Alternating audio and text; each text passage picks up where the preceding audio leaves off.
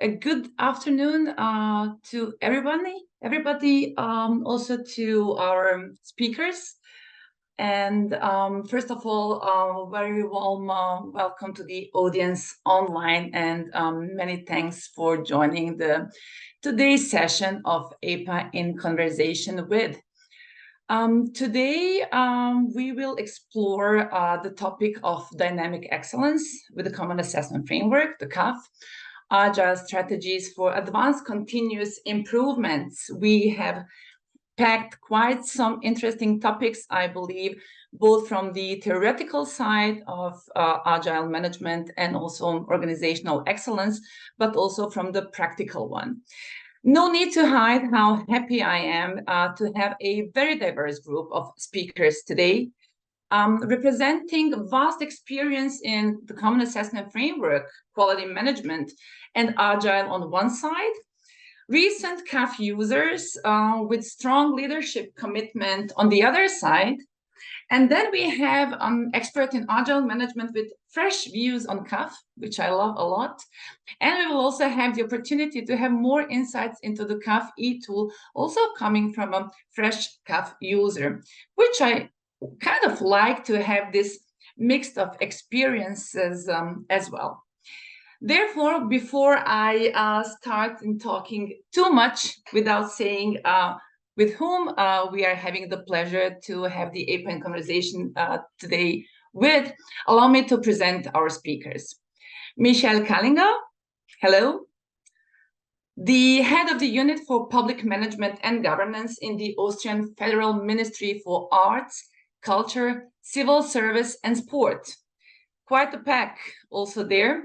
And the Austrian, Michael is the Austrian CAF correspondent with really a vast experience in CAF. As said previously, I was referring to you, Michael. Michael, you are also the Austrian delegate to the OECD Public Governance Committee. And also no need to hide, you are a well-known face in the CAF network in Europe since years. So it's quite a privilege to have you with us today. Hello. Thank you. Thank you. Then today with us, Elnur Mamadli. I hope I pronounced it correctly, Elnur. Elnur is a visionary leader, which I had the opportunity to meet you and to be also really taken by this visionary leadership and in transformative governance. You are holding a degrees in computer science and knowledge management.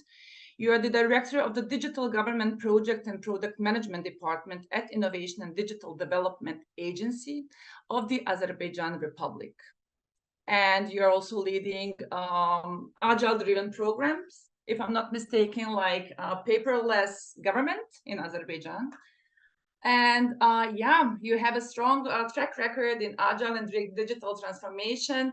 And therefore, we are very much looking forward to listening to your views and recommendations as well. Very warm welcome, Elnur. Thank you, Tihana. Then today with us, also no need to hide how happy I am with this one as well. It is Danilo Rončević. Danilo, you are the director of the Human Resource Office of the Republic of Serbia. The Human Resource Office in Serbia has implemented the Common Assessment Framework this year. And I had the privilege to be the CAF facilitator in your organization together with my colleagues. And yeah, obviously the motivation was born to take a closer look when it comes to Agile methodologies and how to do Agile monitoring of the CAF action plan. And therefore, good afternoon also to you, Danilo, as well. Thank you, Tihana. Thank you.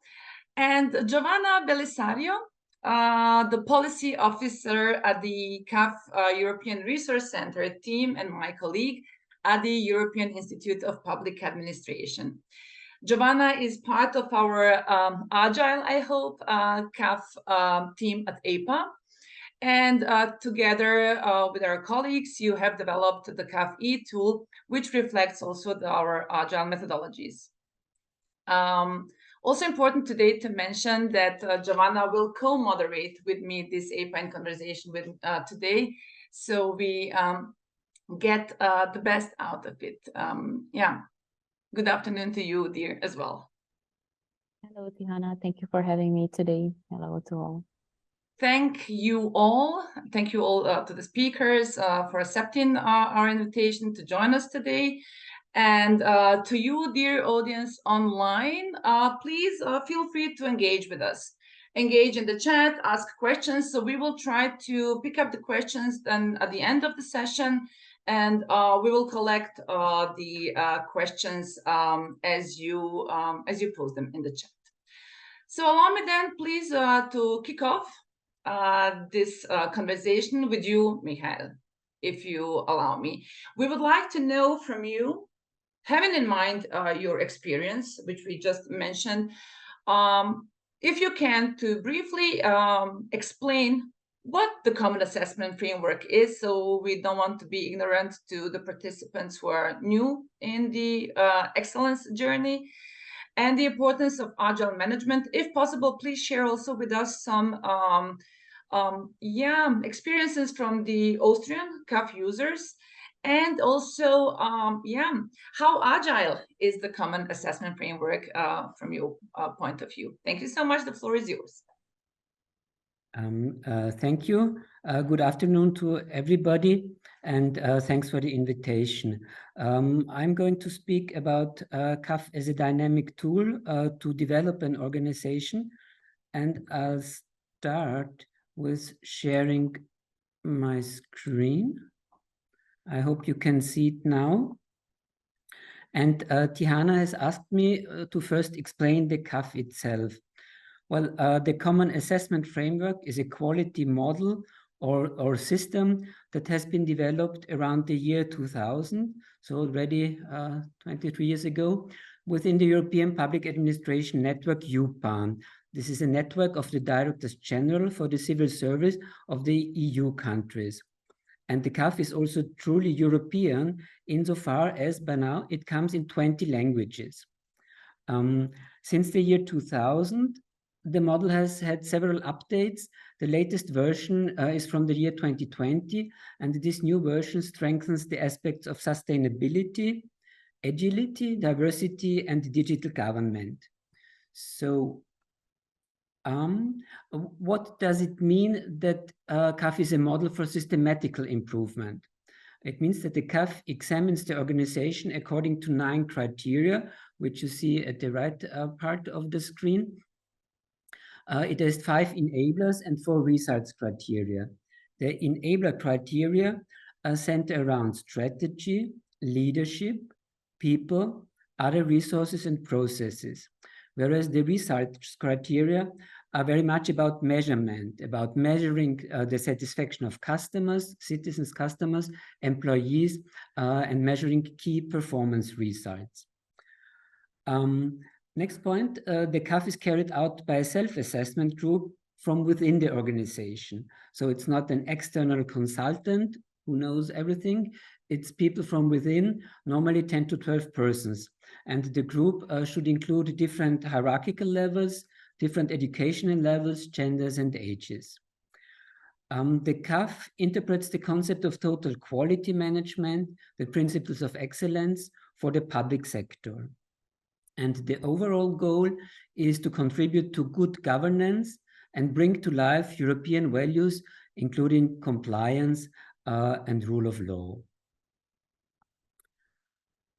To make it a little bit more concrete, the CAF grid is a kind of questionnaire with 28 questions and around 200 examples that are intended to better clarify the questions. So the people within the self-assessment group, at first, they answer the questions individually, and then they go into workshops. So what does it mean that the CAF is a tool for involvement of staff and management? What does it mean really to involve them? Involvement starts with communication. In many organizations, it is really not common that the upper management talk to their staff, including newbies or apprentices, in the sense of a discussion with an open outcome. Most of the time, it's more like an order. So the CAF enables and facilitates such open but consensus-oriented discussions, which happen in the self-assessment workshop and in the action plan workshop. And here, for the first time, the notion of agility comes in. So the common assessment breaks up hierarchical thinking with the slow and tedious communication and decision processes that are normally associated with it.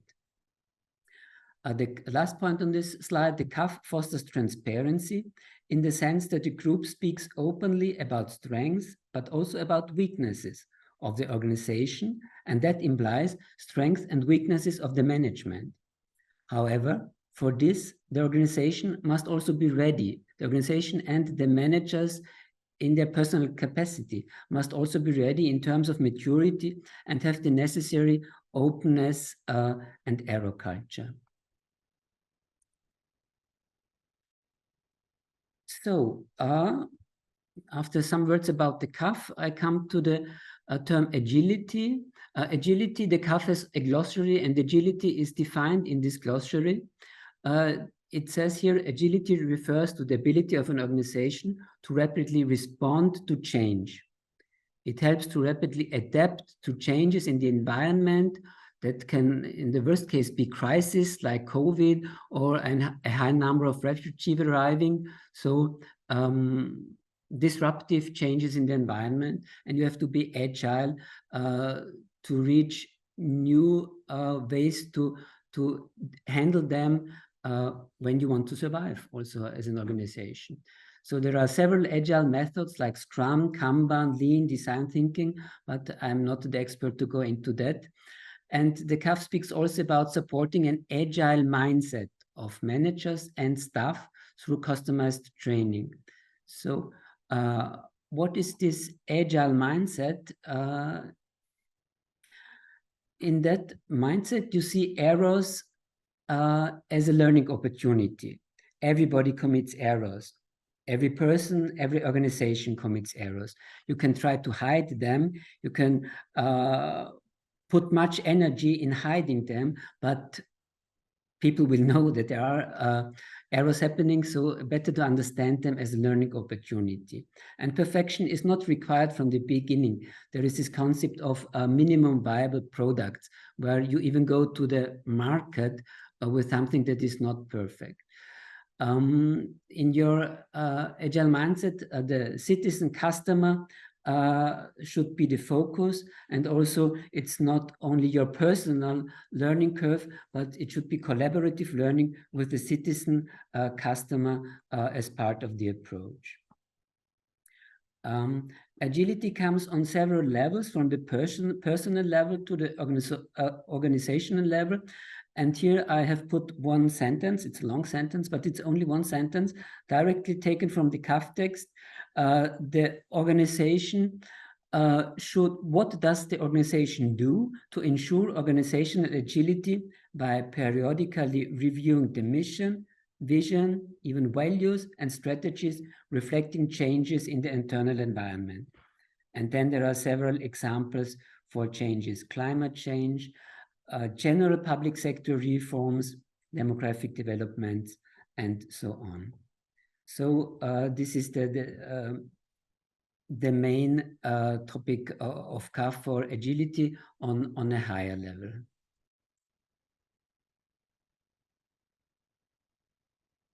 And having said this about the CAF in general, I already come to examples of Austria, of the Austrian public administration. I'll very briefly present 3 examples. This is from an Austrian ministry.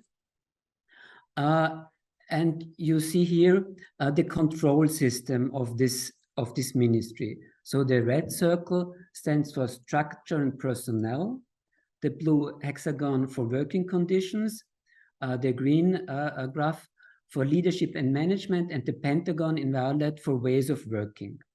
So you can see CAF is part of the system. CAF is part of the controlling system. And with the help of the CAF, the action plan is being established. Then, next step for the implementation of the CAF, this ministry uses the OKR method. So OKR stands for Objectives and Key Results, and is an agile management instrument with a focus on goal fulfillment. So very basically, the way it works is that 3 main annual goals are defined by the management. And then the teams independently, in an agile way, determine in what way they can contribute to achieving the goals. So it is not broken down, top down, step by step, but the main goals, broad goals are defined, and then the teams and individuals independently think about and act to achieve these goals. A question here, Michael. The 3 annual goals from the management side, is it stemming from the self-assessment or from the strategic plan? From both. From both. So it's a combination. Thank you. Okay. And we have another example of the ministry where I work in. It's the Austrian Ministry, Federal Ministry for Arts, Culture, the Civil Service and Sports. And I work in the Directorate General for the Civil Service and Public Sector Innovation. So this year we have implemented the CAF for the 4th time. And we are also this time aiming for the external feedback procedure. You can see here the broad plan in the upper left-hand corner of the slide. So we started in April and finished in September, more or less. And next year, maybe middle of next year, we will apply for the external feedback procedure. And we have defined more than 70 measures, but then we have summed up many of them into the 5 projects which you can see on the right-hand side. And on the photos you see how lively we discussed and worked and prioritized and put together all this. And our Director General, he was in person, part of the self-assessment group, and he really was sitting beside an apprentice. And this is a good example for how the CAFs work to combine these different views of an organization, different knowledge, different aspects. And so what is Agile about that? Of course, if you have a list of 70 measures, that does not look so agile, but we have this list, we have it in a place, in a team room where everybody can see what happens. And of course, also people put in the actual status very often. So that is in a way Agile, but also not to hide. It is Agile that the assistant to the Director General is also very involved in this undertaking, and he carries out these measures one by one, rather a lot of them. Okay. Okay, and maybe you're interested in the bigger projects that we implement. So it's standards for managers is one of them, but it's about meeting cultures. How often do you make meetings? About how to handle home office regulations. It's not logic for the staff if this is handled in very different ways in different departments. Yes. So much about my own ministry. If you have questions, please ask them later. And now, as the 3rd and already last example, I come to the CAF in the province of Styria. So they have another different tool to do it. And maybe at this moment I can say that in Austria, the organizations are very free to do the CAF in the way they like to do it. But of course, if it comes to the external feedback procedures, they have to stick to the European system. So in the province of Styria, they have a tool implemented in SharePoint. It has all the project assignment from the management, the people responsible, then the targets and project information for the CAF actions and measures. And then the follow-up is by putting in the implementation steps with deadlines and current status in %. And of course, they also do regular status meetings. So for a starter, these were 3 examples from Austria. I hope you gained some insight from that, and I'm looking forward to the discussion. Thank you. Thank you so much, Michael. It is always indeed a pleasure to listen to you and also to hear about the Austrian examples, and all the best wishes also and regards to the Austrian CAF Center, but also to all the other colleagues and representatives of the European CAF network, but also beyond. I would like to come just a little bit back to what you have presented in one sentence. And this is basically that we see very often this question, is the management supposed to be in the, and when is the management supposed to be in the self-assessment or after in the prioritization phase? Now we've heard that the Ministry for the Civil Service of Austria, that the management has been there. This was also the case where Danilo was the director and participated also in the self-assessment. What I want to say is that as a general thought, maybe also to be discussed at some point, is that it really depends from the management style and how participative a leader is, and how able are we also to formulate.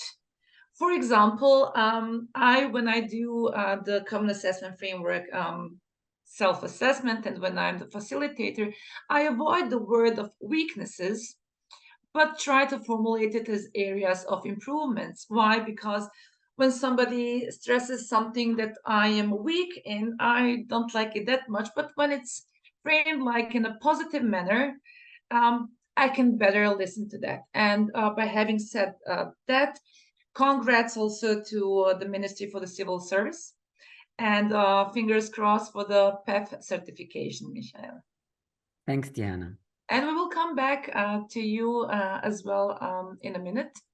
But prior to that, Elnur, let's hear your voice. And from you today, we would really like to dive into Agile management and to see what is Agile in public administration. Is there something Agile in public administration? What are the possible benefits? Yeah. And also what would be really, what we are very much looking forward to see and to hear from you is, how would you, with your experience, see agility in the CAF phases themselves? So the floor is yours, dear. Thank you, Tihana. I will try to share my presentation now.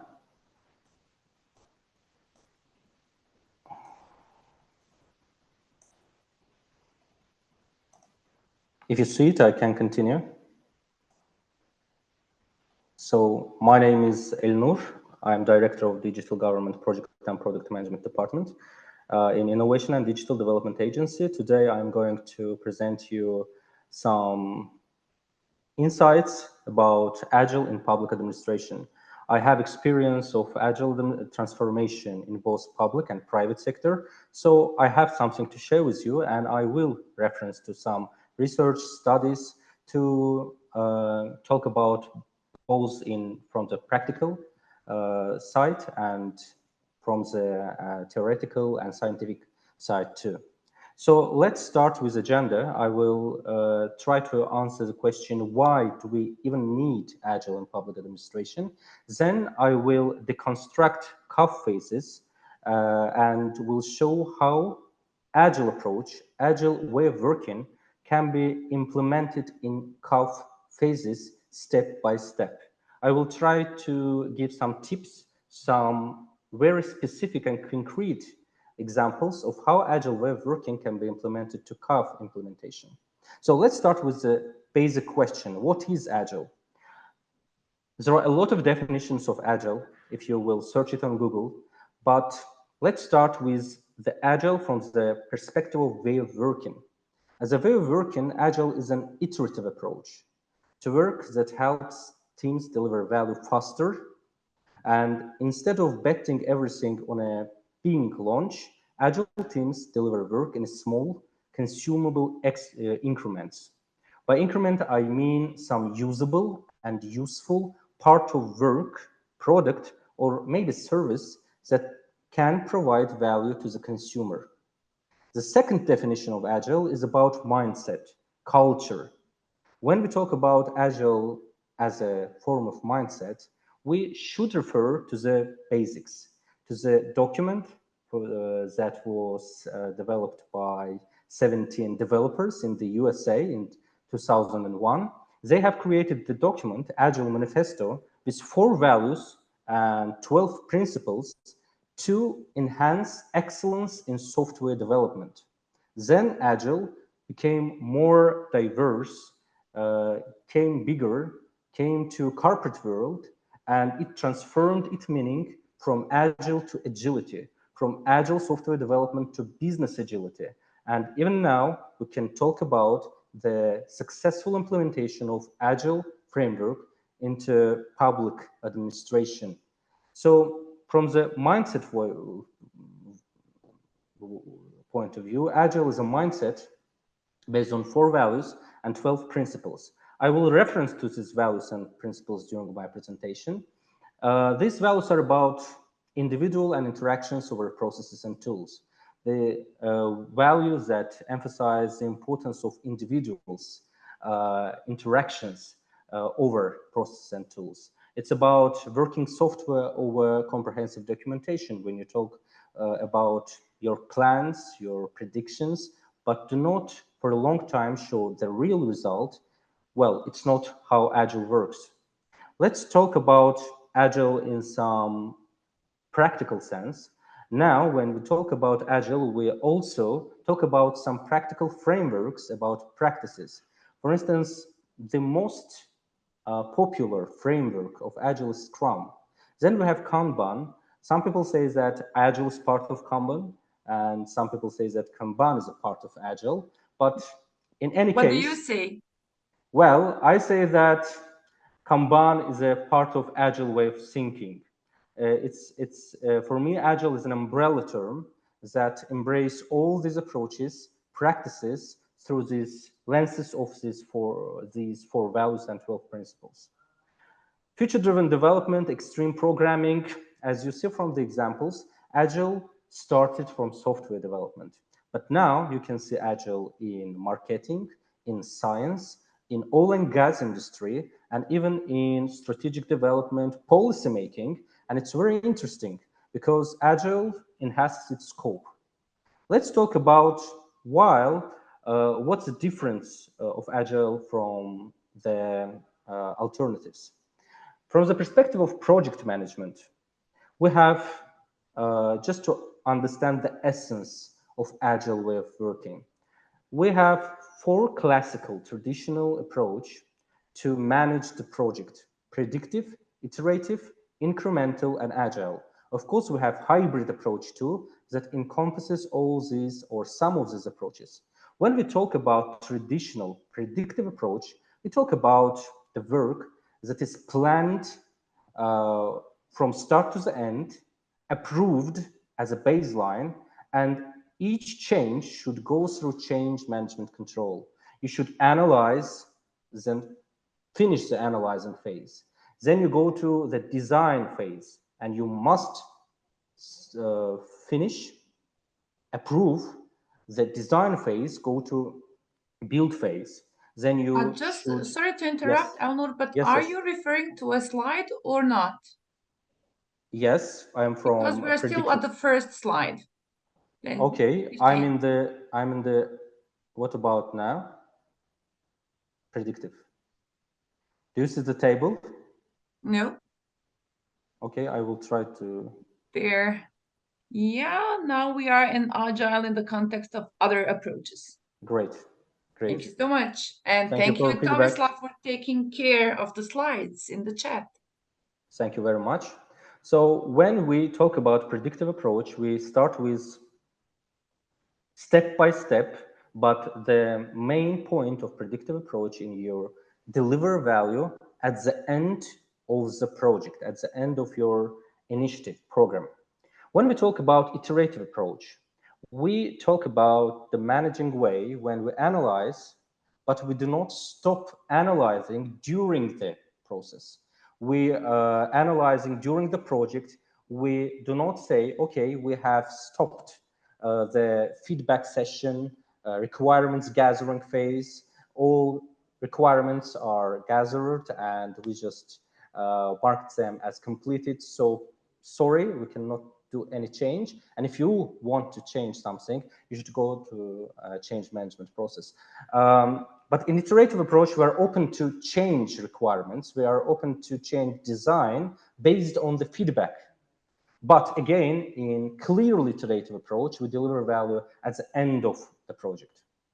With incremental approach, we focus on delivering incremental value step by step. For instance, we say, during the first month of work, we will deliver the value of some amount of work.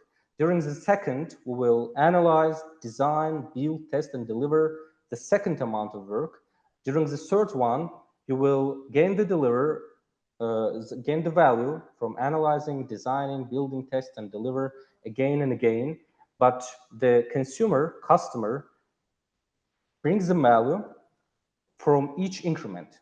The beauty of Agile approach is that it encapsulates both iterative and incremental approach. So Agile is the approach that is both iterative and incremental. What does it mean? It means Agile is open for feedback during all the project. Agile says that you should embrace the change even late in the development phase, and you should bring value frequently after each iteration. So customer gains some useful and usable increment of work in each meeting with you, and you adjust your next plans based on the feedback. So it is the contextual analysis comparison of Agile with other approaches from the perspective of project management.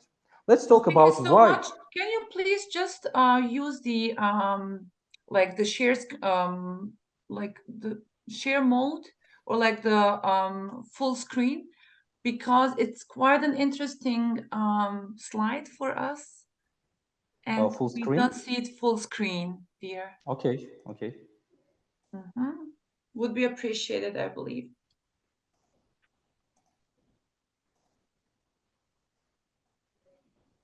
Is it okay? Yes, way better. Yeah. Great. Thank you so much. Okay. So what we have talked about? We have talked about the Agile in the context of Agile approaches, and we gave the fourth definition of Agile. Agile is both incremental and iterative approach. Let's talk about why is Agile needed in public administration, and there is very interesting research on it. Agile in public administration, is it oxymoron or reality? I will talk about some benefits that can Agile bring to public administration based on this paper too. So Agile brings iterative approach to public administration. By that, I mean that it breaks down tasks into smaller, manageable chunks for continuous development and improvement. Agile is adaptive, is responsive, because it embraces change by swiftly adjusting to evolving needs and priorities. Agile and its most famous framework, Scrum, has emphasis on transparency. It promotes visibility and accountability in processes and decision-making. And enhanced efficiency, quick responses to challenges, reducing bureaucracy and delays. Agile can help to increase innovation because it sparks creativity through experimentation and learning from failures. Fail fast, the popular words now. One of the principles of Agile is simplicity. The amount of work not done is essential.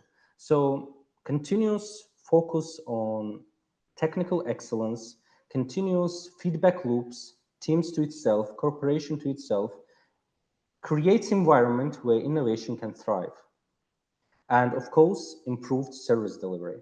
Because when we base our approach on the feedback of the customer, of course, we are changing based on demands, and we align our work with expectations of our consumers in public sector citizens. Then I will go to the part when I will talk about practical implementation of such agile approach in steps of CAF. If you are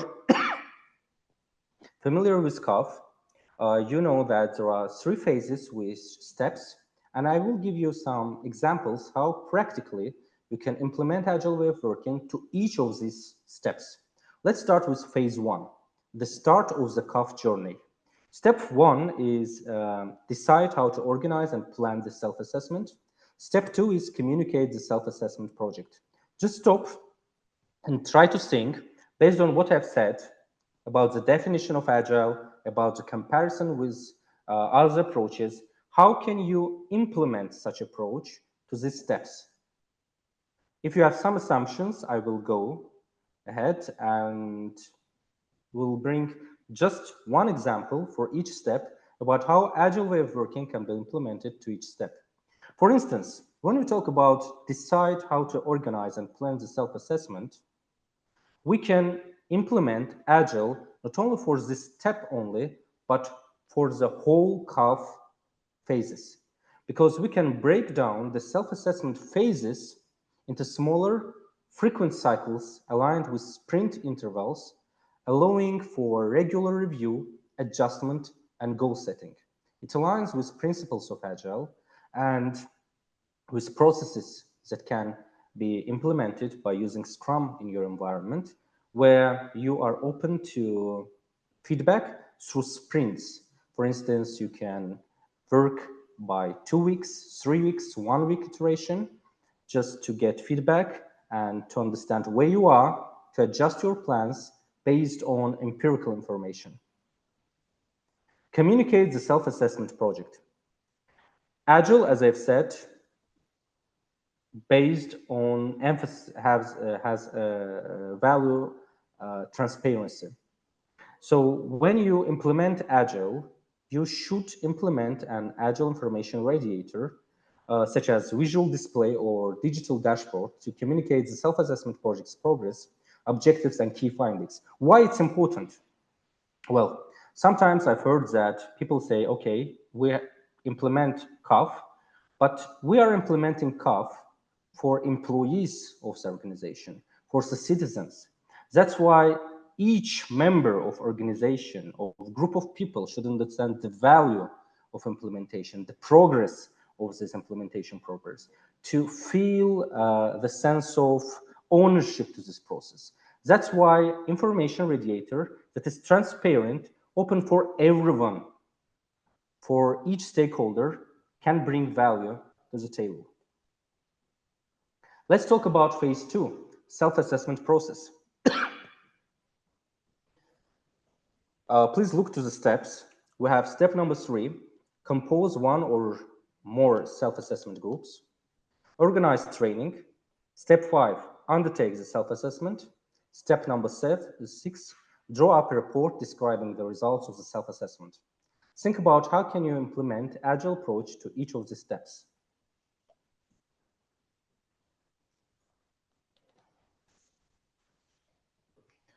If you have some assumptions, let's just to compare your and mine. For step number 3, to compose 1 or more self-assessment groups, if you will try to implement Agile mindset, Agile way of working approach, you should encourage self-formation of teams, because Agile values self-organizing teams with cross-functional skills that aligns with strategic goals of your assessment process. So it should not be a top-down decision who will be the CAF group, for instance. It can be organized in another way. So, sorry, people work together, they know each other, so they have some suggestions to how to organize, self-organize a team. Then about organizing the training. Agile learning cycles can be implemented on organizing training. I have had experience with trainings in different environments, and I have always implemented Agile in training itself. So Agile learning cycles is about implementing Agile learning cycles or study groups where employees gather regular to discuss and learn from each other. And after each training, we just do small retrospective with a huge transparency to answer the question, what went well, what went wrong, and what can be done better for the next time. Are you doing that in person or using, I don't know, what's some kind of whole group of people? Yes. Thank you. To embrace transparency. Step number 5 is about undertake the self-assessment. As Tihana said at the beginning of this meeting, CAF have new e-tool that will showcase its agility in this regard, iterative and incremental approach. Because if you want to undertake the self-assessment using Agile approach, you should be both iterative and incremental. So you should break down the self-assessment into smaller, manageable increments or iterations. Step number 6 is about draw up a report describing the results of self-assessment. Again, it's about transparency, where results of self-assessment should be transparently communicated to all the relevant stakeholders, not to the key stakeholders only. And you can use some understandable approach from the user's, customer's perspective. When we talk about phase 3, improvement plan and prioritization, CAF have step 7, draft an improvement plan based on the accepted self-assessment report. Step 8, communicate the improvement plan. Step 9, implement the improvement plan. Step 10, plan the next self-assessment. Let's talk about how can we implement Agile way of working to each of the steps. It's very important when we talk about Agile improvement backlog, because I believe it is the point where Agile's value can be maximized in the CAF context. Because Agile improvement backlog is list of works that is emergent, that can be... What is perceived as backlog in CAF, for example? Backlog is a list of items, work items, that will be implemented. The improvement actions. Yes, improvement actions. But what makes it Agile is that it embraces changes. If you have some improvement actions, you just can write this item, but then you will have some details. You are open to change, because during the assessment phase, reality can change. And yes, you still committed to the goal of backlog, to create value, to make you have promised, but you can change how you do it. You can change the details of implementation. You can change how part of your work item. So list of work that should be done can be refined in Agile way if you will be open to that. So your task list is not fixed. You are open to change. You are open to embrace empirical knowledge and change your plan while not changing your main goal. And of course, ensuring that these changes brings value. Then step 8, communicate the improvement plan. It is aligned with CAF 2020. Regular sprint reviews, when you do not go to your room and just work on your CAF project, you regularly meet with relevant stakeholders. Stakeholders can change, but you just want to gain feedback from them to make frequent adjustments. Step number 9 is about implement the improvement plan. Notably in Serbia, there exists a prime illustration of this principle. I've seen it in the presentation of Serbian representative. Adaptability and flexibility can be embraced in such step. Embrace changes and adapt the improvement plan based on new insights and evolving priorities. Again, even if you start work on your plan, you still can change your plan, because plan is nothing, planning is everything. While doing changes, you are bringing more value because you adapt to the reality. And step number 10 is about continuous improvement. Plans the next self-assessment.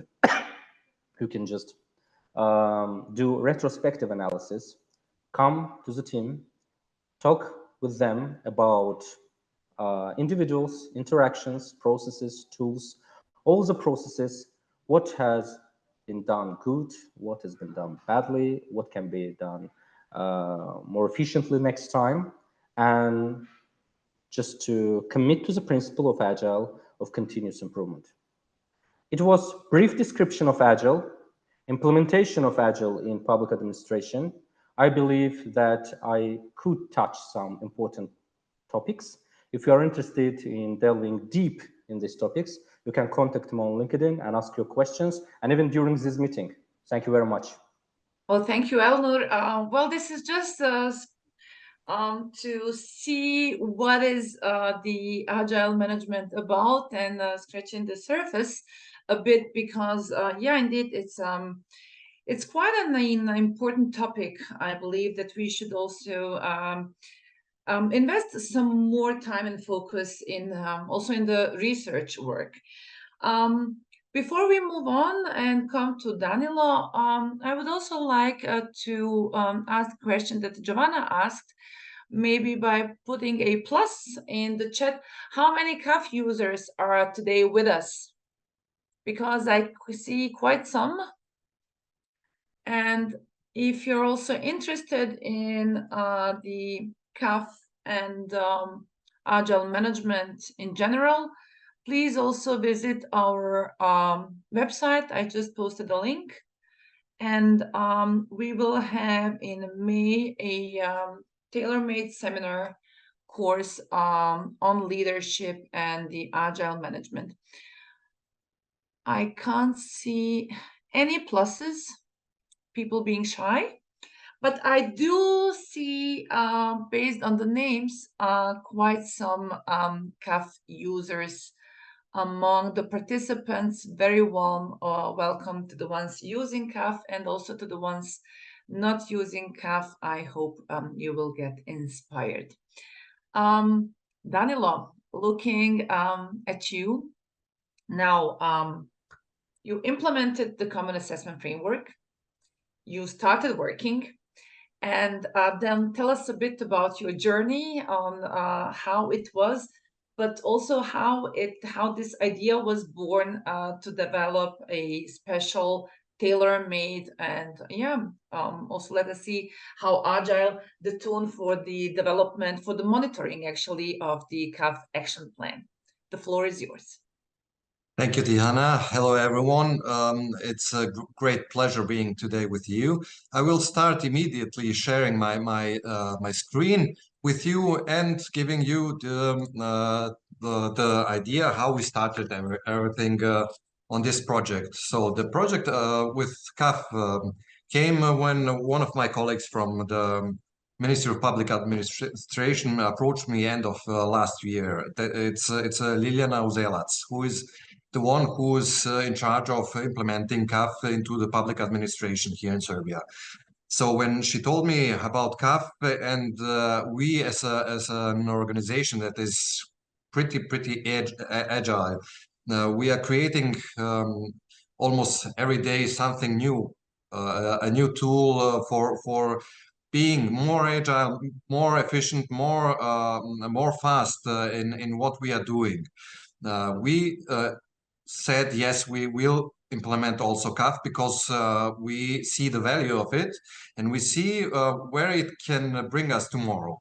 So I will give you some of the dates that we had. We started in February with signing the agreement with between the Minister of the Public Administration, Mr.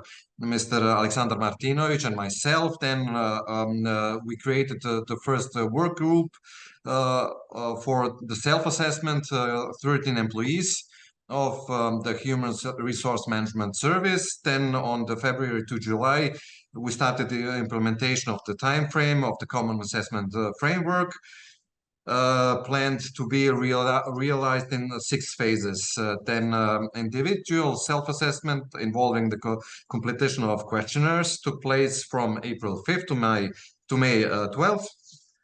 Then the consensus workshop was held on May 24th and 25th, defining the improvement of activities, totaling at that moment with 144 activities. That was a lot. I can remember. You remember it. So we talked a lot about, and we had a lot of help by the knowledge and expertise from Tihan and also Goran Paštrović, and one of our colleagues from the Agency for Peaceful Settlement of Labor Disputes, who already implemented CAF into the organization, and this is the Dragana Sotirovska. So with all those people, all those 3 experts, it was actually not so tough to follow everything that has been told us what we should do in the future. So prioritization and defining quick wins occurred during the action plan workshop on June 19 and 20, resulting in 52 clustered activities.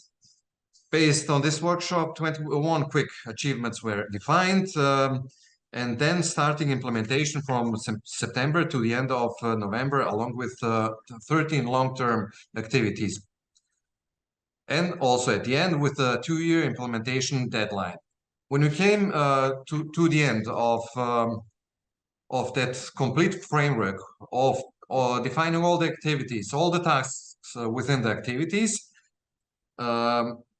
one day, as I already said, as an agile organization who is also trying to be a role model to all other public authority bodies, we talked about how are we going to report to each other, and this is when someone came up. Why won't we create a web application that is going to be a help to us all, so that I, as a let's say as a head of this organization, have the possibility in every moment to take my phone, my tablet, my laptop, and see where are we at this moment, who has done his job, and who has to do some kind of follow-up, who has to give some kind of a comment. So the job has been given to 2 young people who are also present today on this conference. These are Jovana Stojadinovic, a psychologist in the Human Resource Management Service of the government, and Marko Simic, an IT expert, who has a great knowledge and expertise also in programming. And he's one of our 3 IT guys who's all the time creating new tools that we would like to have within our organization. This one, created by Marko and Jovana, we started with the ideas what we should or what should be within such a system. And what I have to say is that already today and even yesterday, we are every day having new ideas how to improve this system. So I'm going to talk about what we have done until now and how the system is being first of called. We started with the name CAF Task Tracker, and then we wanted to have something that is has a nicer name. So Jovana and Marko came up with Efficiency. The efficiency tool is divided first into a couple of different units, let's say so. The first one is the dashboard. When you log into it, you have a dashboard where you see in the top of it all the activities that are planned, then all the tasks with all the tasks that have that need to be done in the future, all the quick wins with all them up to the end. For us, we left some of them at this moment undone, so I can show you that how it looks like, and also the quick wins deadline. So for us, it's the 30th of November in 2023. So it's already expired. The next block is with the quick achievements complete percentage. So we see here that the percentage, and this number is actually should drive us to be more agile and do more work every day on implementing CAF and all the tasks. The next block is approaching deadlines. We thought first of all, how many tasks should be there. First, we put 4, so we can have the block with the quick achievements complete percentage in one line. And then a couple of days ago, we started thinking maybe all the tasks should be there. So Marco did his job and he put all of them with a deadline of 2 months. For the future 2 months, the tasks by the name of who is in charge of the task, and the title of this task, and also the deadline that should be followed by should be created. The next block is the number of tasks completed by number of activities. So we have at this moment 14 activities, starting with an activity number 2. When you go with your mouse over this activity, you can see how many tasks at this moment are completed within different activities. So within this one, we have 3 activities. Within the third one, we have none achieved at this moment, and so on and so on. The next thing is the calendar with different deadlines for different phases of the implementation. You can filter it by coordinators. When you say Marko Simic, let me see in December what has Marko Simic to do. When you go with your mouse over, you can see what he has to do. Identify new technologies and tools to improve the efficiency of the human resource management service, and the shortage of their names. So Marko Simic and Jovana with him. Mm-hmm. Beside Marko Simic, we and can. The breakdown of the steps is in the tasks that you just. It's within the task. I will show it to you. When you click on a task, forbidden. Yeah. Let's take me home. No, it's okay. No need to. We also have to take. Okay, you can also filter it by day, by week, by month, however you like. So the next month and so on. Sure. Within this block, you can see everything. The next block should be then also the big 3 phases that we have seen in front of us. So we said in phase 1, the first step is also when you can hover it with your mouse over it and click on it, you see this new page where you have the comments about the user and the comments he has given to us and the documents he has uploaded to let's say to verify the comment that he has given. Also the time of creation and the action that has been done. Let's go then up. This is the dashboard. This is where the place where we have the shortage or everything summarized at one place. But if you want to see all the activities listed, then you go to the menu. Within the menu, you have the activities where you can filter by coordinator. You can add an activity if you tell the activity's name and the description. You save it, go back, let's say. You have then the name of the activity. In this meaning, some of them were just this morning, we have translated them so you can see what we have done until now. So within the first activity, when you click here on the plus sign, you see all the tasks you have to do, but here let me show you under number 2, improving internal communication. So you have the coordinators within task number 1, myself and Natasha Živojinovic. The title of the task is provide project support for the implementation of training on the use of Microsoft Teams. Then the description of this task, the deadline of the task, the status, if it's finished or not. So also in progress. And also here, when you look up, when we don't open it fully, you can see the title of the first of the order number, then the title, number of tasks within this activity, and also the progress. So when we put that we have finished a task, the progress bar is being filled up to 100%. So what you can do more, you can see all the tasks from here. From this, let me go back and take this one because it's already, so it's a little bit less. We have improving the usage plan, and also here you can open it and see what we have on real results.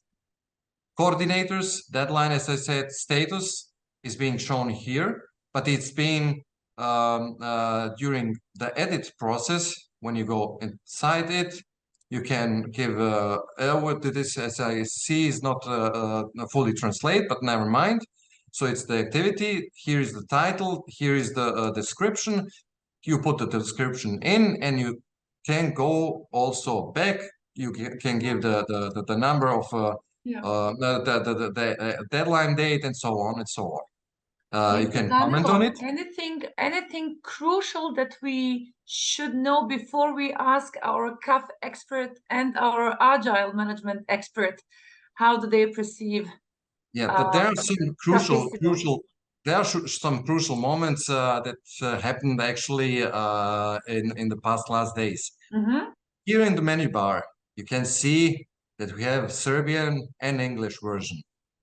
But something that Marko has done in the last days is here within the add-ons. This add-ons is going to be seen only by the super administrator. But here is one task that we created for ourselves, is the languages bar. When you go into the languages, you can see all the languages that are at this moment available to you. When you click on add a language, you give the name of the language. Let's say French. The native name, French. Also, code. The ISO code, we use it, the code from this site. It's the code for all the languages. For French, it's FR. I'll copy it. Just quickly go back, put it here into the code where it should be done. Flag image, if you want to put it yourself, you can do it, but you don't have to because you have already the code that we have given. We say it's active. Should it be default for you or not? You can so put it if you want to. Save and go back. And now, just a second. And now when you go to the menu, you have a new language. So when you go into this language, you have to... Congrats to Marko and the whole team. I hope there will be also some kind of a proofreading for the, if it's automatized translation. But one other major thing. Danilo, we need to move on, if I may. I would like, is there something special you would like to stress? Please, in 1 minute. Yeah, actually, this tool at this moment is going to help us a lot, actually, because one of the things that we are going to we are having already new ideas what we how we could improve it even more, and one of them is creating a role of let's say supervisor who is being able who will be able to select different tasks and activities and say that they are really finished, so that we prepare ourselves for the end validation of our project and the implementation of CAF. Thank you so much. I think you have inspired quite some people in this round. And as said, I would really like to use this opportunity of having Michel and Elnur. Any comments on what you have seen regarding what was the name, Cafissimo? Efficiency. And one of the ideas was also thank you. How to basically monitor the CAF action plan. I will, if you allow me, start with you, Michel. Why so? Because I also remember quite well the conversations that we're also having in the CAF network, how to best monitor the CAF action plan. So your 2 cents on it, dear Michel. Well, thanks for the presentation. And it looks like a very good work that has been done in developing this model. And I can only say it looks like a good instrument to do the monitoring and follow up. What this tool and any tool of this kind cannot do is give you more resources than people have. So this is another step to say people have, I don't know, so many person days or other measurement to do things. That's my short remark. But a sub question again to you, Michel, as external feedback evaluator. Would you use this tool when coming, if you would be the external feedback evaluator to the HR office? Yes, of course. That's very practical, very practical. Yeah, that's also one of the key takeaways for me. Thank you so much. Elnur, how do you comment? Well, continuous attention to technical excellence and good design enhances agility. And this is the example of good design of organizational work. And one of the value of Agile that is depicted in manifesto is responding to change or following a plan. My question is, are team members allowed to change the items in your backlog? We can talk about your list of works at backlog. And do they themselves, by self-organizing, estimate the deadline, estimate the efforts that is needed? Is it the self-organizing team that uses this tool? The system is organized like that with that we have roles within it. So if you are just a plain coordinator, you have your own tasks that you can comment. But you can see all the other tasks of your colleagues, what they have done until now. We have a main coordinator, and this is for the implementation of CAF, and this is Joanna Stojedinovic. So she's the one who can see everything, and she's the one who actually can change things within the complete system. All the others are coordinators for their own tasks. So they can comment on their own tasks, say that they are finished. We have another validation by Joanna who can say, okay, this is done. And now when I put a click on it, it's really finished. Well, it's great to hear, because what you are describing, without mentioning some specific frameworks of Agile, you are doing actual Agile. For instance, when I hear what you're saying, I can imagine analogies with Scrum framework. When we have product owner, the owner of backlog, you have the person who is the owner of your list of work that coordinates all this work, that is decided whether it's done or not. It's great to hear that agility is in place even without calling it Agile or Scrum. Indeed. Indeed, it would be really a task also to identify if we would like to present it in the fully agile framework, to know who's called which agile ways. Let me also use this opportunity, Daniela, to say a huge thanks to you for presenting this, but also to greet your great colleagues, both Giovanna and Mark. Great work done. If you allow me, let's also reach out to Giovanna. And yeah, Giovanna, it is you who worked in the European CAF Research Center with other team colleagues on the CAF e-tool. Present it to us, please. Very much looking forward. Yes, thank you, dear Tihana, for having me today. It's really a huge pleasure to introduce this e-tool to all of you, which is a product that we have been developing for the past few months, to be honest. We put a lot of work and dedication into it. And I also would like to thank one of our colleagues, which is Bjorn Hobling. He's probably also listening to us right now. And he's the digitalization officer. He was the one actually behind the research work and also with bringing this digitalization phase to the e-tool. So for that, we're really grateful for his work. And yeah, today I will be presenting to you the improvements of this CAF e-tool. So which improvements does it bring to the CAF tool in general? And also I'll be showing you quickly our website and where you can find the e-tool and register and request for it if you guys want. So basically I would like to start saying that the e-tool represents the meaningful digitalization of the CAF process. So basically it's a practical tool that reflects our agile methodologies and that assists also the CAF users, which in this case are the members of the self-assessment groups. Those are our end users, to get the most out of their assessment. So it's a fast, it's a transparent tool, and of course the process is also anonymous.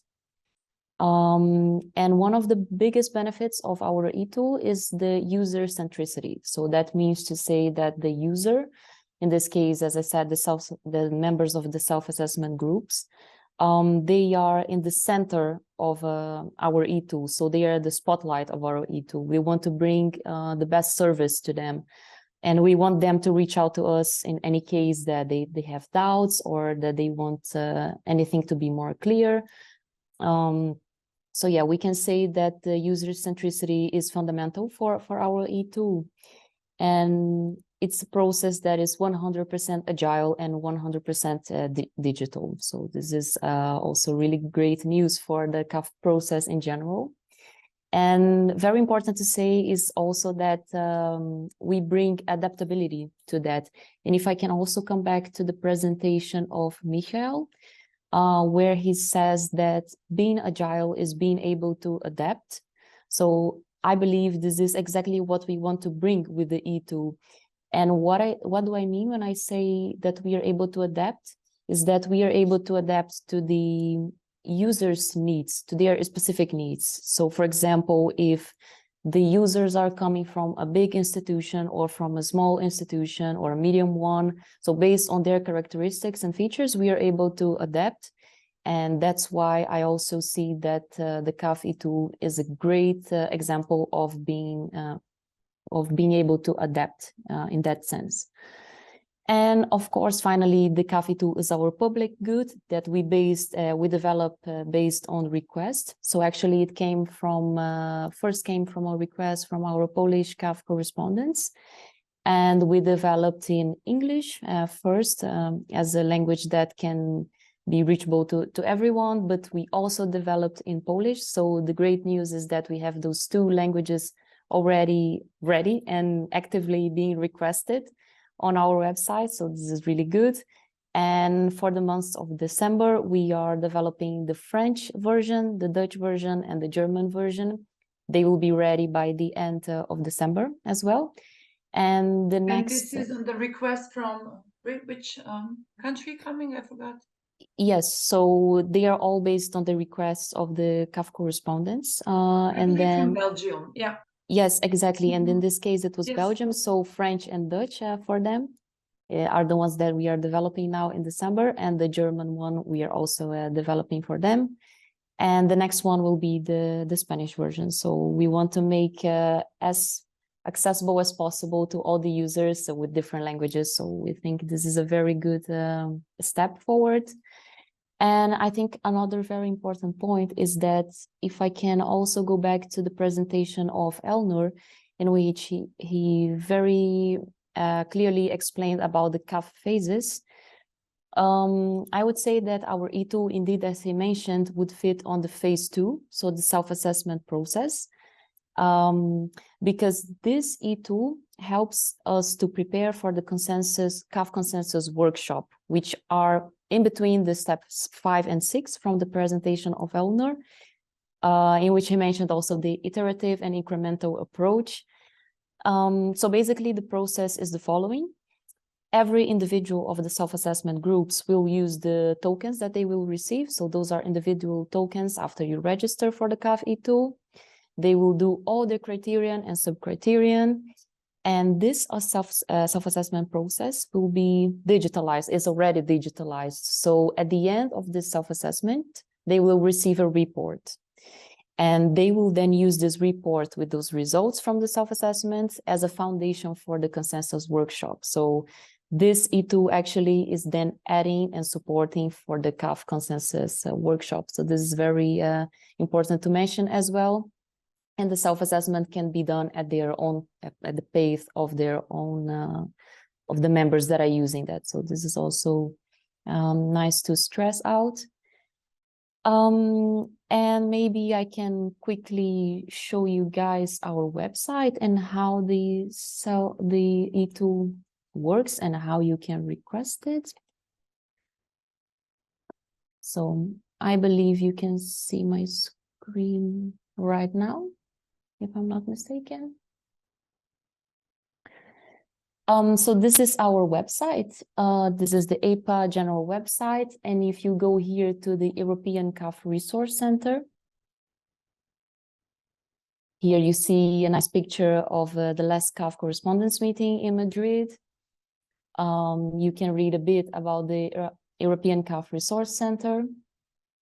And in the part of what we do, we already have a specific icon for the E2, and this is where you can request it, and I will show you in a moment. But also I would like to take this opportunity to invite all of you to register in our CAF users database. We have a very complete European database of the CAF users here, and the CAF Speak Up newsletter as well. I would invite you to register to this one. It's a newsletter that we post every 2 months with the news of the CAF community.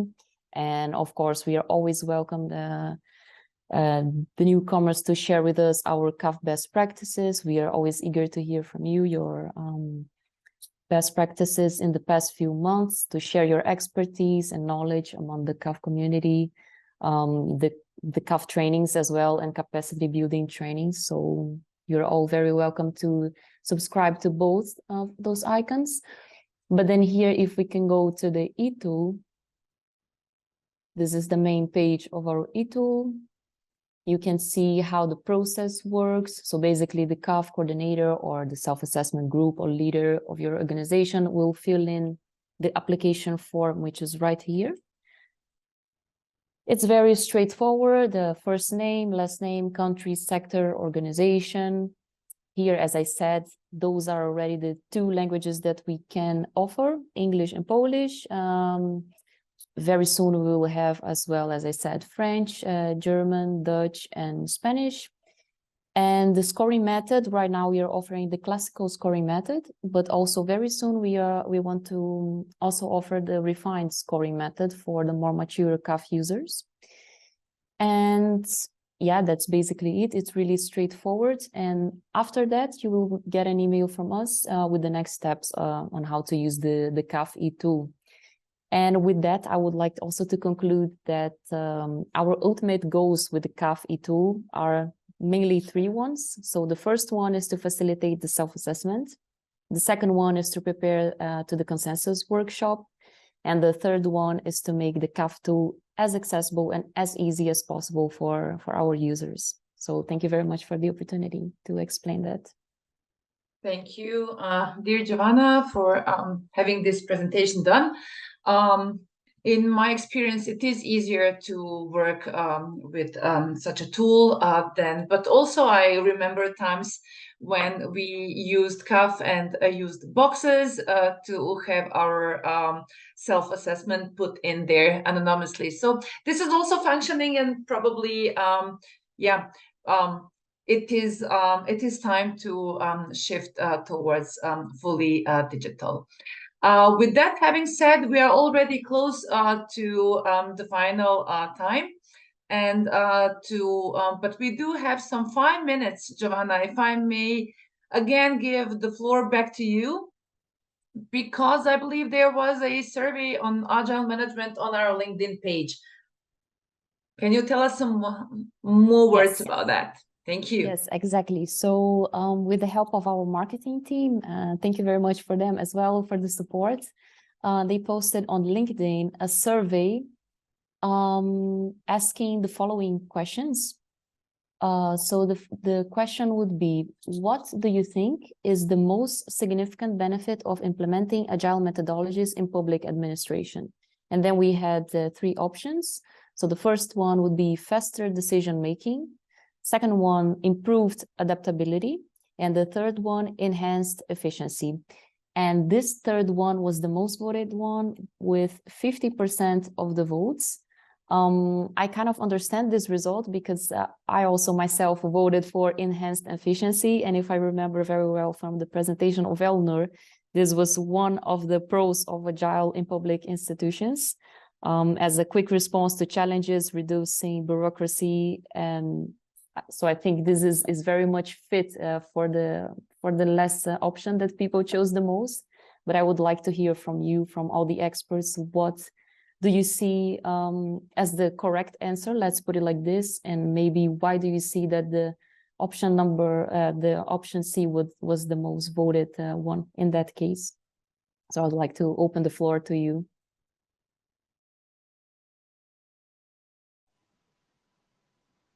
Well, in my opinion, it enhances efficiency. I myself voted for improved adaptability. I believe that agility brings efficiency, adaptability, fast decision-making by reducing risks. The most obvious value of bringing Agile in your environment is about adaptability, in my opinion, because you have frequent feedback loops. And if you have some right mindset, Agile mindset, you just can change the way you go and maximize the value. So adaptability is the most obvious characteristic of agility in the place, in my opinion.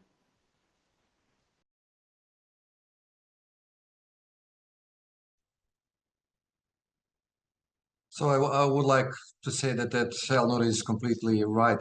I'm looking at it just now, and I'm also thinking enhance efficiency, because you have all the steps in front of you and you can follow them really up. But also on the other hand, you have also this faster decision making that is at the end making you more efficient. And also the adaptability is also within everything here. So I wouldn't say that one of those three things is more than the other. They are all of them are actually impacting on each other.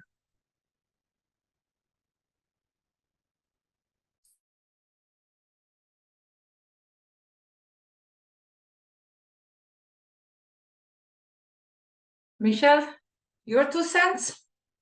Nothing to add from my side. All has been said. Yeah. Thank you so much. If I also may add, I would say that adaptability is one of the most crucial features. Why so, and why I also like to see it in the common assessment framework, is that we have to shift perspectives so many times by so many reasons and contextual backgrounds.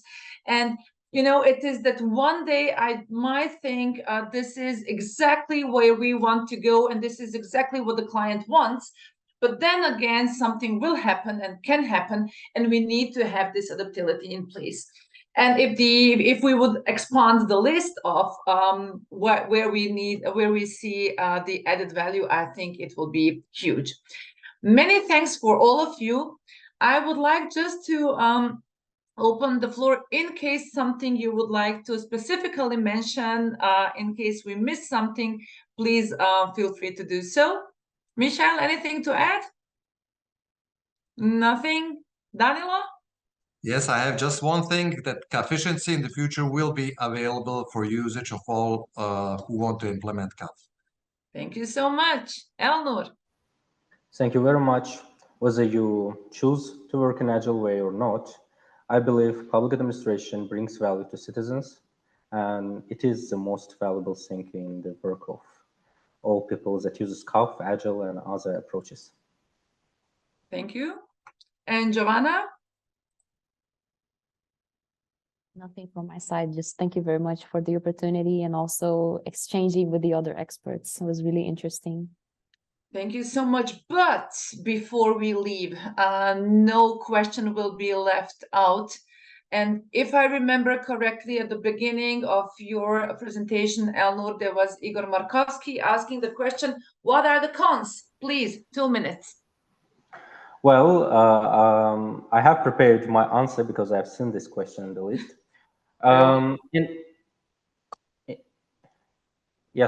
In Agile, the focus is on making useful, usable work well, rather than writing lots of documents. But in some public organizations, there is a need for a lot of paperwork to show that's being done and follow rules. It's hard to find the right balance between the requirements and Agile's flexible way of working. But in my opinion, it's not the weakness of Agile approach. It is about how you implement the Agile. If you will manage the risks, if you will professionally implement Agile way of working, this problem will not be in place. So you will be able to adapt this requirement too. So agility can be in bureaucratic context. Agility can be in places where a lot of documentation is needed, but you should implement it professionally. I would also like to add that a con can be that if you lack education, that because if we really want to implement Agile ways in public administration, we have to raise awareness about Agile in public administration, and we have to invest time in the resources and to train the people and to allow the time for people to get familiar with that.